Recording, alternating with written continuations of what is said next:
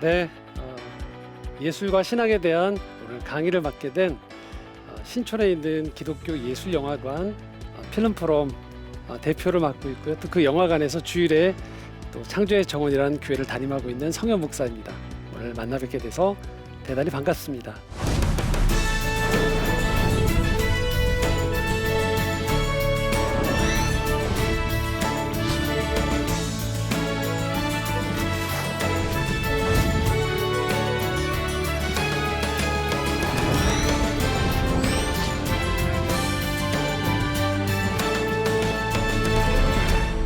저는 오늘 특별히 이 기독교와 예술의 관계를 중에서요, 선교의 통로가 되는 예술이라는 제목으로 여러분과 함께 주제를 좀 나누려고 합니다. 이런 거예요. 두 가지 질문인데요. 기독교와 예술이 과연 어떤 의미에서 상관이 있나? 첫 번째는요, 예술이 선교의 통로가 될 수 있다는 것이고요. 두 번째는 예술이 우리의 신앙을 풍성하게 해준다라는 거예요. 오늘 특별히 첫 번째, 이 예술은 선교의 통로가 될 수 있다라는 주제를 가지고 함께 나누려고 하는데요. 자, 우리가 선교 그러면 이런 생각을 갖게 돼요. 변화하는 거죠. 이 변화를 하는 사람은요, 이게 반드시 그 사람 안에 들어오게 돼요. 뭘까요? 바로요, 질문이에요. 질문하지 않는 사람은 변화하지 않아요. 그냥 내가 하던 대로 쭉 일상을 살아가면 되지 질문을 하지 않게 돼요. 그런데 내가 어느 날 살다가 과연 이렇게 사는 게 맞나? 또는 저 사람은 왜 저렇게 살지? 내가 지금 가고 있는 길이 맞는 건가? 이런 질문이 내 안에 들어오기 시작할 때, 그게 내 안에서 시작했든 밖에서의 어떤 사건을 통해서든 질문이 시작될 때 우리가 변화에 도달하게 됩니다. 그리고 이 변화에 질문을 줄 때요, 예술이 아주 유용한 통로가 된다는 거예요. 그래서 이렇게 말씀을 드릴 수 있어요. 변화는 질문할 때 시작돼요. 그런데 예술은 바로 우리로 하여금 질문하게 만든다는 거예요. 저는 지금 이 시간, 첫 번째 시간에 여러분들하고요, 그럼 과연 예술은 우리한테 어떤 질문을 던지는지를 여러분들하고 좀 나눠보려고 해요. 자, 첫 번째는요, 예술은요, 우리한테 이런 질문을 던져요. 눈에 보이는 세상이 전부일까? 자, 말씀 하나 좀 읽으려고 하는데요. 로마서 14장 17절입니다. 하나님의 나라는 먹는 것과 마시는 것이 아니요 오직 성령 안에 있는 의와 평강과 희락이라. 자, 이 말씀 보시면 여러분, 하나님 나라를요, 먹는 것과 마시는 것이 아니라고 얘기했어요. 자, 그런데 우리가 이런 고민이 생길 수 있어요. 평소에 우리 대부분의 일상은 뭘까요? 이거거든요. 먹는 것, 마시는 것, 입는 것, 자는 것. 이걸 우리는 정말로 중요하게 여기고 눈에 보이는 게 이게 전부예요. 우리가 열심히 학생들이 공부하는 것, 또 직장인들이 열심히 일을 하는 것 다 왜 그럴까요? 잘 먹기 위해서. 그렇죠? 잘 마시기 위해서. 좋은 집에 거하기 위해서예요. 그걸 위해서 우리는 열심히 살고 있단 말이에요. 그런데 말씀에서 하나님 나라가 지금 먹는 것과 마시는 것이 아니고 오직 성령 안에 있는 의와 평강과 희락이라고 얘기하고 있어요. 이게 참 어떻게 보면 당황스러운 말씀이에요. 왜냐? 이게 바로 눈에 안 보이는 거거든요. 그래서 우리가 일상을 살아가면선 평소에 우리는 이렇게 눈에 보이는 것 위주로 살아가게 돼요. 저 사람이 잘 사는가? 라고 질문할 때 우리 잘 사는 기준은 뭘까요? 그렇죠. 보이는 거예요. 잘 먹고 있는 사람이 잘 사는 것 같고, 좋은 거 마시는 사람, 좋은 집에 사는 사람이 잘 사는 것 같단 말이에요. 그런데 하나님이 질문을 던지시는 거예요. 우리에게 말씀을 통하여서 그게 정말로 잘 살고 있는 건가? 자, 제가 그림 하나 보여드릴 텐데요. 사진을. 자, 뭔지 아시죠? 꽃다발이에요. 컬처 케어라는 책에요, 마코토 후지무라라는 예술가가 자기의 30년도 더 전에 신혼 때 있었던 이야기를 들려줬어요. 가난한 부부였나 봐요. 그래서 하루하루 생활비를 아끼는 게 무척 중요했고, 일주일 동안 이 먹는 것들을 잘 조절해야지 이 생활비가 바닥나지 않는 그런 시절이었나 봐요. 마코토 후지무라는 굉장히 학교를 졸업하고 학생들을 가르치면서 집에서 그림을 그리고 아내는 상담을 공부하는 석사 과정에 있었대요. 뭐 우리가 뻔히 예상할 수 있죠. 예술가와 또 학생이 함께 모여 있으니까, 함께 살고 있으니까 생활이 빠듯했겠죠. 어느 날 저녁 이 마코토 후지무라가 집에서 그날도 그 생각을 하고 있었대요. 집세를 어떻게 하면 되지? 그다음에 이번 주말은 또 사야 될 물품들이 이렇게 있는데, 자, 우리 집 이 경제적인 사정에서 이걸 어떻게 맞출 수 있을까 한참 고민하고 있는데요. 그때 아내가 들어온 거예요. 그런데 아내 손에 무엇이 들어 있었을까요? 바로 지금 이 그림으로 나오는 꽃다발을 들고 온 거예요. 자, 마코토 후지무라의 반응이 어땠을까요? 기뻐했을까요? 아니면 화를 냈을까요? 네, 화를 냈어요. 지금 먹을 게 없는 마당에 웬 꽃다발이야. 당신 이런 생각을 깊이 생각해봤는지 좀 화가 났던 거죠. 그래서 그런 이야기를 아내한테 건넸던 거예요. 그런데 아내가 그 순간에 30년이 더 지난 세월에도 계속 이 예술가의 가슴에 남는 말 한마디를 했대요. 우리의 영혼에도 먹을 것이 필요해라고 얘기하더래요. 그 순간 이 마코토 후지무라가 충격을 받은 거죠. 사실은 내가 예술가인데, 내가 다른 사람들한테 바로 이 얘기를 하는 사람인데, 내가 어느덧 먹고 마시는 것들에 집중하느라 또 다른 삶의 중요한 요소였던 이것들을 내가 잊고 살았구나. 결국 우리가 살아가면서 알게 되는 건요, 눈에 보이는 것 무척 중요하죠. 먹고 마시고 입고 자는 것들. 그런데 우리는 알고 있어요. 제 아무리 좋은 집에 우리가 이사를 가도 여러분 어떻습니까? 조금 세월이 지나면, 시간이 몇 달만 지나면 어떻게 돼요? 잊어버려요. 집이 좋았다는 걸 잊어버려요. 오히려 더 중요한 건 그 집에 사는 사람들끼리 얼마나 화목한가가 중요하단 말이에요. 그렇게 좋은 옷을 입고 좋은 직장에 들어가도 여러분 주변에 축하해도 조금 지나면 또 어떻게 해요? 힘들다는 얘기 많이 나오죠. 왜 그럴까요?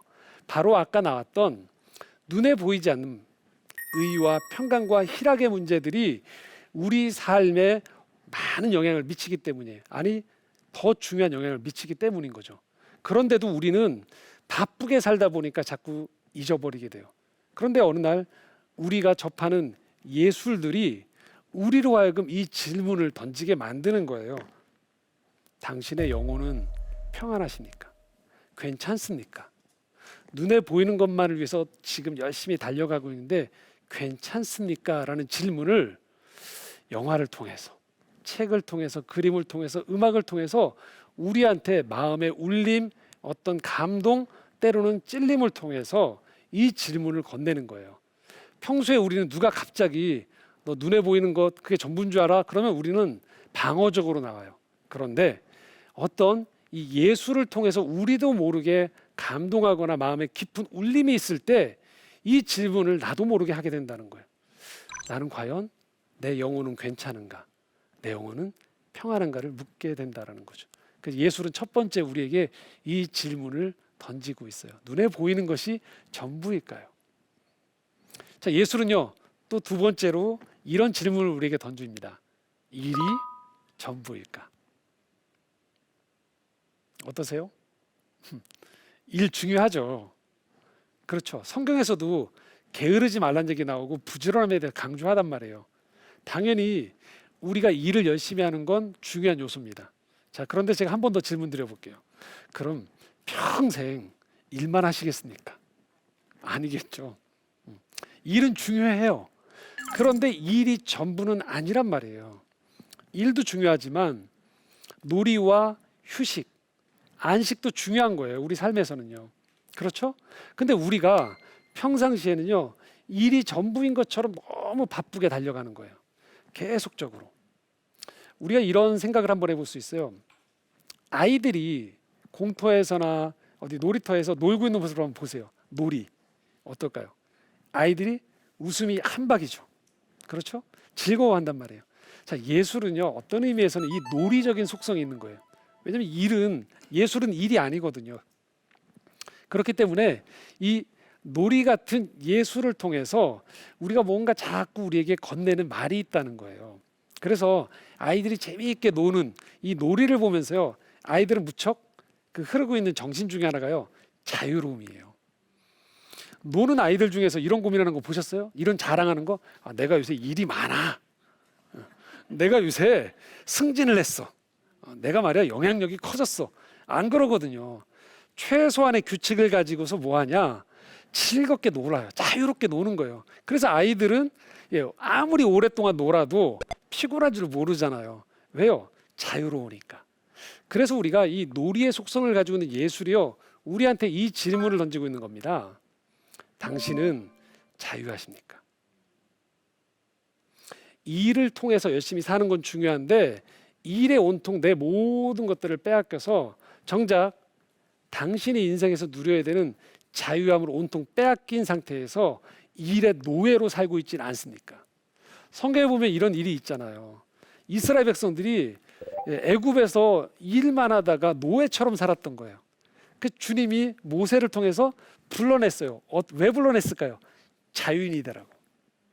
참된 하나님을 섬기는 자유인이다라고 불렀거든요. 그런데 광야에서 이스라엘 백성들이 계속 살다가 불평하면서 어떻게 될까요?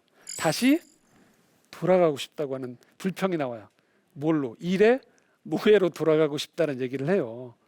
결국은 우린 예수를 통해서 하나님이 우리를 참된 자유인으로 부르셨음을 깨닫는 중요한 질문들이 예수를 접하다 보면 곳곳에 있다는 걸 알게 돼요. 자, 세 번째는요, 나는 혼자인가? 라는 질문이에요. 예수는 이 질문을 던져요, 우리한테. 평소에 우리는요, 혼자 사는데 익숙해요, 사실. 이런 겁니다. 누군가가 좋지 않은 불행을 당했어요. 그럼 여러분 어떻게 느끼실까요? 먼저 본능적으로요, 아, 나는 저 불행이 나한테 오지 않아서 다행이다라는 생각을 하게 돼요. 또 어려서부터 계속 우리가 교육받고 훈련받는 건요, 바로 이런 거예요. 다른 사람한테 영향받지 않고요, 혼자서 잘 서는 것, 이것을 강조해요. 그래서 혼자 누군가에게 무시당하지 않고 혼자서 잘 살아갈 수 있게 공부를 하고 경제력을 획득하라고 하고요, 열심히 어떤 영향력을 갖추라고 얘기해요. 다 그 속을 들어가 보면요, 혼자 잘 사는 걸 가르치는 것 같아요. 그런데 우리도 모르게요, 예수를 접하다 보면요, 예수 속에서요, 우리도 모르게 혼자가 아니란 걸 알게 돼요. 이런 겁니다. 여러분도 모르게 갑자기 어떤 노래가 들리는데 흥얼흥얼거려요. 그런데 내 옆에 있던 사람이 나도 그 노래 아는데 하면서 흥얼흥얼 대는 거예요. 그러는 순간에 여러분 어떻게 될까요? 그 노래를 통해서 저 사람과 내가 연결이 돼요. 아, 내가 느끼는 이 감정을 공유하는 사람이 있구나. 우린 서로 떨어져 있는 존재들이 아니구나. 이런 걸 깨달음이 오는 거예요. 그래서 서로 좋아하는 가수가 있으면 뭐예요? 팬들이 모이죠. 네. 그 모여 있는 그 공동체를 가보면 어때요? 이 팬클럽을 가보면 나이가 달라요. 성별도 달라요. 학력이 달라요. 그런데 뭐예요? 하나가 돼요. 자기가 좋아하는 어떤 예술가, 어떤 가수나 연예인을 통해서 하나가 되는 걸 경험하는 거예요. 그럴 때 사람들은 공감대가 형성되는 거예요. 눈에 보이지 않는 것 같지만 대단히 서로 간에 끈끈한, 아, 나랑 좋아하는 걸 공유하는 사람들이 있구나라는 걸 깨닫게 되는 거예요. 그래서 우리는 예수를 자꾸 접하다 보면요, 이 내가 느꼈던 이 감성, 감동을 공유하는 사람들을 만나게 된다는 거예요. 여러분들 낯선 누군가하고 얘기하다가요, 갑자기 서로 좋아하는 어떤 문화나 예술이 딱 공통점이 발견되면 금세 친해져요. 그렇죠? 아, 당신도 그 노래를 좋아하냐고. 아, 나도 이 영화 좋아한다고. 그럼 뭐 어떻게 돼요? 갑자기 서로가 있던 경계심이 확 낮춰지면서 서로가 친밀도가 급속도로 올라가는 걸 경험하는 거예요. 바로 뭐예요? 예술이 가지고 있는, 사람들 안에 있는 이 공통적인 이 연결 지점들을 예술은 기가 막히게 잘 잡아내요. 그리고 사람들로 하여금 이 연결되어 있다는 걸 깨닫게 만들어주는 거죠. 그래서 예술을 우리가 접하면요, 예술은 우리에게 이 질문을 던져요. 당신은 친구가 있습니까? 지금 당신의 친구는 누구입니까?를 우리한테 질문을 던지는 거예요. 또 성경적으로는 당신의 이웃은 누구입니까? 이 질문을 하게 돼요. 평소에 나는 나 혼자라고 생각하는데 아니야, 혼자가 아니란 이야기를 계속 우리에게 건네주는 거죠. 제가 영화 한 편을 좀 소개하려고 그러는데요. 독일 영화예요. 타인의 삶이라는 영화인데 혹시 보신 분도 계시고 접하지 않은 분도 계실 텐데요. 영화를 시작하면요, 아주 삐쩍 마른 냉혈한 같은 사람이 한 사람이 등장해요. 학생들을 가르치는데요. 이 사람의 직업이 뭐냐면요, 학생들을 도청하는 걸 가르치는 전문가였어요. 통일이 되기 전에 동독에 있었던 학생들을 철저하게 훈련시켜서 범인을 신문하게 하고 자백을 받아나게 하고 아주 그런 범죄와 이 법에 관련된 아주 피도 눈물도 없어 보이는 냉혈한 같은 사람이었어요. 그런데 이 사람이 어느 날 자기한테 임무가 부여돼요. 이 비즐러라는 주인공인데 이 비즐러라는 사람이 예술가를 도청하도록 요청받는 거예요. 그래서 이 예술가들의 삶을 몰래 도청하고요. 그리고 어떤 때는 이들이 집에 없을 때 집에 들어가서 집을 감시하기도 해요. 그런데 영화가 조금 지나다 보면요, 이 비즐러라는 주인공이요, 자기도 모르게 이 집에 있는 시집을 가져와서 읽기 시작하는 거예요. 그리고 계속 도청을 하는데 이 예술가들의 대화를 듣고요, 어느 시점에서 갑자기 이 비즐러라는 사람이요, 도청을 듣고 있는데 이 예술가 연인이요, 피아노 연주하는 걸 들어요. 그런데 갑자기 카메라가 이 사람의 눈을 잘 비춰줘요. 한 번도 흔들린 적이 없었던 이 사람의 눈이 흔들리면서요, 조용히 눈물이 흐르는 거예요. 바로 예술이 이 사람 안에 들어오면서 흔들기 시작한 거예요. 이 비즐러란 사람은 그 전까지의 세상은요, 철저하게 눈에 보이는 세상이었어요. 사람들을 통제했어요. 논리가 중요하고요, 내가 속한 집단의 이익만이 중요했어요. 이 사람은 자유로운 사람이 결코 아니었어요. 오히려 사람들의 자유를 통제하는 사람이었어요. 그리고 이 사람은 친구가 없었어요. 오로지 적이냐, 그리고 우리 안에 있는 같은 집단이냐지 진정한 친구가 없던 사람이에요. 그런데 예술이 이 사람 안에 들어오기 시작하면서 이 사람의 내면이 바뀌어지기 시작하는 거예요. 그래서 영화의 중반을 넘어간 후반부에는요, 이 사람이 다른 사람이 되어져서요, 도리어 이 예술가들을 돕는 역할을 하기 시작해요. 그리고 이전에 자기가 가지고 있던 사회적인 지위를 다 잃어버리게 돼요. 하지만 이 영화를 끝까지 보고 난 사람들은 알게 됩니다. 이 사람이 눈에 보이는 세계에서 자기가 가지고 있던 것들을 잃었지만 그 어느 누구보다도 이 사람은 평안한 사람이 됐고, 이 사람은 자유로운 사람이 됐고, 이 사람은 친구를 얻는 사람이 되었다라는 걸 알 수 있게 돼요. 바로 예술이라는 게 이 사람이 알지 못하는 사이에 틈입해서 이 사람을 변화시켰던 거죠. 바로 예술은 이런 놀라운 능력, 예술은 이런 놀라운 효과를 가지고 있어요. 자, 그럼 여기까지 들은 분들은 이런 생각을 해볼 수 있어요. 아, 예술은 무조건 좋은 거구나. 자, 그런데 여러분, 제가 이런 말씀을 드리고 싶어요. 예술은요, 우상이 될 수도 있어요. 잘못 사용하면. 대표적인 게 출애굽기 32장에 보면요, 모세가 시내산에 언약을 받으러 올라가요. 그 사이에 백성들이 참지 못하고요, 모세의 형 아론에게 금고리를 가져와서 송아지 신상을 만들어요. 그리고 이 송아지 우상이 우리를 인도했다라고 얘기해요. 우상 숭배를 하는 거죠. 눈에 보이지 않는 하나님을 예배하는 자유인에서요, 눈에 보이는 우상의 시선을 고정하고 자신들의 욕망과 자신들이 참지 못하는 것을 거기에 투영시키는 거예요. 결국은 하나님의 큰 심판을 받게 되죠. 이런 일들은 인류 역사 가운데서 종종 있어 왔었습니다. 특별히 이 종교개혁가들이 종교개혁을 할 당시에 예배 안에서 쓰였던, 그 신앙 안에서 쓰였던 많은 성화라든지 성상들이 바로 이런 방식의 출애굽기 32장에 나왔던 금송아지 같은 하나님 말씀 앞에 집중하지 못하는 방해가 되는 역할들을 했던 거죠. 그래서 이 종교개혁가들은 이 예술에 대해서 일정 부분 거리를 두거나 굉장히 경계하는 시선을 가지고 있었던 것은 분명한 사실입니다. 그러나 우리가 지금 질문 세 가지를 통해서 알 수 있듯이 예술은 이런 주의사항을 가지고 우리가 잘만 사용할 수 있으면 우리로 하여금 중요한 질문 앞에 서게 하고 영적인 변화를 가져올 수 있는 효과적인 통로가 될 수 있다는 걸 알 필요가 있습니다. 자, 그러면 이런 질문이 또 한 번 올라올 수 있어요. 우리가 평소에 지금 이 강의를 듣는 우리 모두가 접하는 이 대중문화가 있죠. 자, 그럼 대중문화와 예술이 어떤 관계가 있습니까? 대중문화는 예술이에요? 예술은 대중문화일까? 이런 질문이 있을 수 있거든요. 네, 이렇게 말씀을 드릴 수 있어요. 대중문화 안에는 예술적인 속성이 있습니다. 그런데 그 못지않게 대중문화에는요, 상업성이라는 게 있다라는 거예요. 이 대중문화 안에 있는 예술성도 있지만요, 이 상업성이 굉장히 더 발달되어져서 고도로 이 전체적인 대중문화에 영향을 많이 주고 있다라는 겁니다.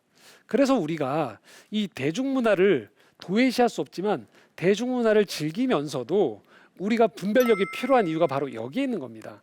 그래서 저는 여러분 이 예술에 대한 이야기를 하면서 여러분께 이 대중문화 예술 또 예술에 대한 질문을 얘기하면서 여러분께 세 가지 우리가 평소에 했으면 하는 삶의 예술에 대한 태도를 좀 말씀드리고 싶어요. 첫 번째는요, 찾으라는 거예요. 두 번째, 배우라는 거고요. 세 번째, 나누라는 겁니다. 찾으라는 건 바로 이런 거예요. 여러분 지금도 제일 여러분 가까이에 있는 게 뭘까요? 스마트폰이거든요. 그렇죠. 스마트폰을 열면 언제든지 뭐예요? 여러분들이 즐길 만한 대중문화들이 여러분에게 다가와요. 근데 이 대중문화의 이 특히나 더 작은 화면 속에서 또는 이 TV나 컴퓨터 화면 안에서 작은 화면들이거든요. 여기서 여러분들이 짧은 시간 안에 이 머물게 하기 위해서요, 훨씬 대중문화는요, 즉흥적이고 자극적이고 속도가 빨라요. 단순합니다. 자, 이것들만 계속 접하면 어떻게 될까요? 우리도 모르게요, 세상을 바라보는 시선이 좀 얕아져요. 마치 이런 거랑 비슷한 거죠. 우리 급할 때는 패스트푸드를 먹거나 편의점에서 식사를 대용할 수 있죠. 근데 여러분 이런 질문 드려볼까요? 계속 거기 있는 음식만 먹는 것 어떨까요? 예, 질리게 되죠. 건강에도 좋지 않고요. 때로는 조금 오래 걸리지만 시간이 오래 걸리지만 누군가가 오래 장을 담궈놨던 그 장으로 음식을 먹기도 하고 좀 정성스럽게 차려놓은 집밥을 먹기도 하고 이런 것들이 함께 조화를 이루어야겠죠. 이런 겁니다. 지금 대중문화가 발달하고 스마트폰이 발달한 시대 속에서 여러분들이 수동적으로 그냥 스마트폰만 계속 켜시면요, 여러분도 모르게 대중문화가 가지고 있는 어떤 단편적인 속성이 여러분께 너무 많이 영향을 미쳐요. 그렇기 때문에 여러분들께 이런 말씀을 드리고 싶어요. 좋은 예술을 좀 찾아다닐 필요가 있어요. 휴일이 되면 자녀들의 손을 잡고 미술관도 가보고요, 때는 도서관에 가서 책을 읽어보기도 하고요. 쉬운 책만 읽지 말고 때로는 좀 어려운 책도 읽어보는 거예요. 또 독서 모임도 만들어 보고요. 그리고 여러 가지 다양한 방식, 음악회도 가보기도 하고요. 여러분 스스로가 악기를 배워보기도 하시는 거예요. 그래서 점점 여러분 스스로가요, 그냥 수동적으로 찾아오는 것 말고도요, 좋은 문화를 찾아다니는 여러분들이 개척자가 되실 필요가 있다는 거예요. 자, 두 번째는요, 그렇게 좋은 문화를 찾아다니는 것 못지않게 배우셔야 돼요. 우리가 물에서 자유로운 사람들은 어떤 사람일까요? 수영을 할 줄 아는 사람들이죠. 자, 수영 여러분 그냥 할 수 있을까요? 배워야죠. 그렇죠. 몇 달에 걸쳐서 수영을 배우면 비로소 물에서 자유로워져요. 마찬가지입니다. 우리가 접하는 예술들 중에서도요, 어떤 건 대단히 쉬운 예술도 있지만요, 조금 여러분이 공부하시는 예술도 필요해요. 배경도 알 필요도 있고요. 때로는 이걸 읽는 법들에 대해서 전문가들을 통해서 배우기도 하고요. 여러분 스스로 함께 모여서 토론하기도 필요해요. 그러면 점점 예술이 가지고 있는 굉장히 좋은 장점들이 여러분한테요, 예술이 얼굴을 보여주기 시작해요. 아, 그럴 때 그래, 매일 여러분들이 스마트폰으로만 접했던 것들 말고 또 다른 세상에 아름답고 좋은 것들이 있구나라는 것들에 대한 눈이 열리게 된다는 거예요. 세 번째는요, 나누라는 거예요. 여러분 혼자만 즐기지 마시고요, 주변 사람들한테 자꾸 좋은 예술들을 소개시켜주고 공유하시고 함께 즐기시라는 거예요. 특별히 뭐 목회자 또는 어떤 단체에 있는 분들, 리더라면요, 교회 안에서 또 그 단체 안에서 이런 좋은 문화 행사들을 자주 갖는 것들이 중요합니다. 그래서 혼자서 할 수 없지만 함께 이런 것들을 만듦을 통해서 함께 좋은 예술을 경험하는, 예술의 경험을 늘려가는 게 대단히 중요하다는 거죠. 이런 경험들을 통해서 자꾸 우리는요, 눈에 보이고 혼자라고 생각하고요, 부자연스러운 세상 속에 점점 성경의 진리에 가까이 갈 수 있는 문을 연다라고 생각하시면 됩니다. 그래서 여러분들 주변에서, 제가 오늘 제목이 예술이 선교의 통로가 될 수 있다고 얘기했죠. 주변 분들한테요, 예수님을 소개하고 교회를 초대할 때요, 그냥 가서 갑자기 전도를 하면 어떤 때는 좀 막혀요.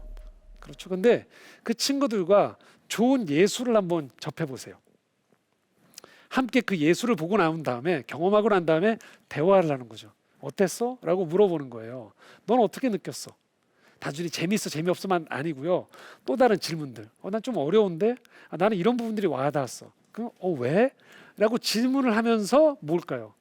점점 우리가 눈에 보이지 않는 것들에 대한, 세계에 대한 이야기가 가능해지기 시작하는 거예요. 그리고 그 사람 안에 있는 외로움을 찾아내기도 하고요, 상처가 드러나기도 하는 거예요.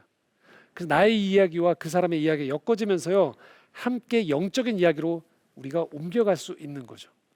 성경에 보면요, 이런 것들을 기가 막히게 하셨던 분이 계세요. 바로 예수 그리스도십니다. 보시면요, 요한복음 4장에 보면 예수님이 사마리아 여인을 우물가에서 만나는 장면이 나오거든요.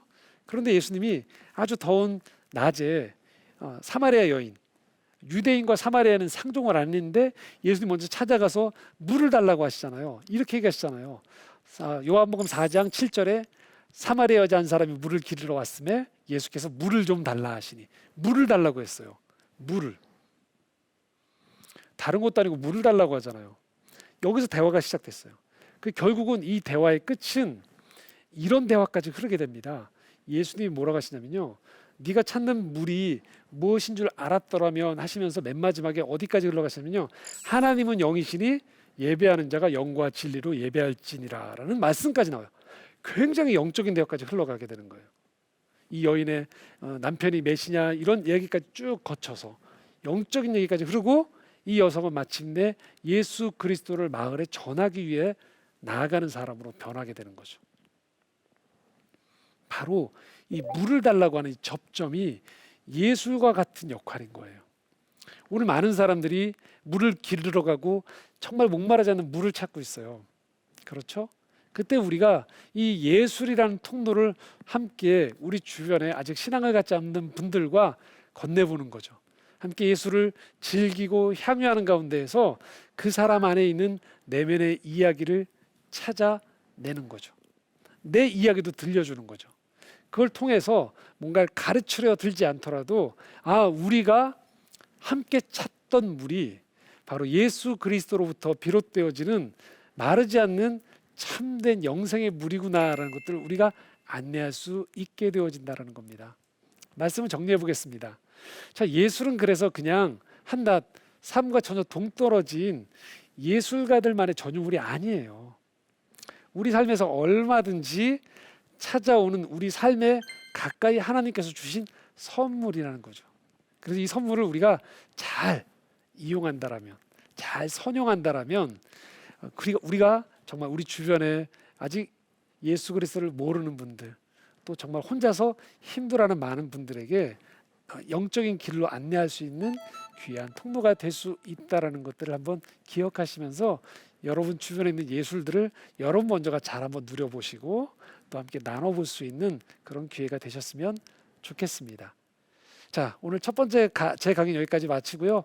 여러분들 강의 어떠셨는지 한번 묻고 싶습니다. 그리고 또 여러분들 중에서 강의를 들으시면서 혹시 질문이 있으신 분들은 또 질문을 해주셔도 좋겠습니다. 네. 질문이 있습니다. 예술이 일반적으로 전문적인 영역이라고 생각이 되어지는데요. 성도들의 입장에서 봤을 때 예술은 쉽게 다가가기 어렵고 좀 선교로 활용하기가 좀 어려운 방법이 있어서, 정말 이 예술을 선교로 활용할 수 있게 좀 방법이 있다면 혹시 어떤 것이 있을지 궁금합니다. 충분히 그렇게 생각할 수 있는 이 분위기가 좀 있어요. 예술 그러면 공부를 아주 많이 공부한 엘리트들만이 할 수 있는 것, 또 공연장에 돈을 내고 가야지만 하는 것이라고 생각할 수 있어요. 그런데 예술은요, 아까 제가 강의 중에 놀이라는 표현을 썼잖아요. 일이 아닌 모든 것들이 우리의 예술이 될 수 있어요. 이런 겁니다. 누군가 아주 힘들어하는 사람이 옆에 있을 때요, 그 사람한테 내가 알고 있는 노래를 옆에서 나직히 불러주는 거예요. 이게 예술인 거예요. 엄청나게 막 성악으로 막 그 사람에게 막 하지 않더라도, 성악 발성을 하지 않더라도 힘들어하는 사람에게 그 사람 옆에 가서 노래를 불러주는 거. 그리고 뭐 예를 들면 청년들이 함께 있어요. 근데 청년들이 야, 우리 콘서트장 가려면 얼마나 힘들까. 그런데 얘기한 대로 혹시 여기 악기 다룰 줄 아는 사람, 뭐 기타, 뭐 타악기 여러 가지 같이 함께 모여서 함께 연주를 하는 거예요. 그 자체가 예술이 될 수 있는 거예요. 이야기한 대로. 그리고 전문적이지 않더라도요, 그냥 내 주변에서 좋은 엽서가 있어요. 그럼 엽서를 누군가한테 이렇게 건네주면서 거기다가 글 한 편을 좋은 걸 써주는 거예요. 그 자체가 다 예술적 행위입니다, 여러분. 생활 속에서 만날 수 있는. 그래서 이야기한 대로 예술을 너무 높게만 보지 마시고요. 우리 삶 전반에서 내가 해낼 수 있는, 선의를 가지고 할 수 있는 모든 행동들, 아름다운 것들, 또 진리를 찾는 것들, 선한 것들 속에서 우리가 뭔가 누군가에게 건네는 선물 행위들이 다 예술이라고 보시면 되고요. 그리고 얘기한 대로 또 혼자서 할 수 있는 것도 있고요. 교회 공동체가 이런 지혜를 모아서 얼마든지 이런 예술을 향유하고 또 아직 신앙을 갖지 않은 분들에게도 건넬 수 있는 계기가 되지 않을까 싶습니다. 오늘 또 짧은 시간이지만 또 여러분들과 귀한 강의 나눌 수 있어서 참 감사했고요. 또 지금 주신 질문들 또 생각들 한번 우리가 잘 담아두면서요, 우리 하나님께 주신 이 예술을 잘 선용해서 선교의 통로가 될 수 있으면 좋겠습니다. 자, 오늘 강의 마치도록 하겠습니다. 감사합니다.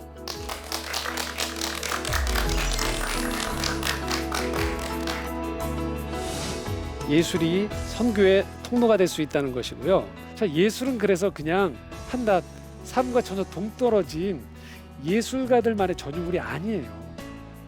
예술을 너무 높게만 보지 마시고요. 우리 삶 전반에서 내가 해낼 수 있는, 선의를 가지고 할 수 있는 모든 행동들, 아름다운 것들, 또 진리를 찾는 것들, 선한 것들 속에서 우리가 뭔가 누군가에게 건네는 선물 행위들이 다 예술이라고 보시면 되고요. 세 가지 우리가 평소에 했으면 하는 삶의 예술에 대한 태도를 좀 말씀드리고 싶어요. 첫 번째는요, 찾으라는 거예요. 두 번째, 배우라는 거고요. 세 번째, 나누라는 겁니다. 정말 우리 주변에 아직 예수 그리스도를 모르는 분들, 또 정말 혼자서 힘들어하는 많은 분들에게 영적인 길로 안내할 수 있는 귀한 통로가 될 수 있다는 것들을 한번 기억하시면서 여러분 주변에 있는 예술들을 여러분 먼저가 잘 한번 누려보시고 또 함께 나눠볼 수 있는 그런 기회가 되셨으면 좋겠습니다.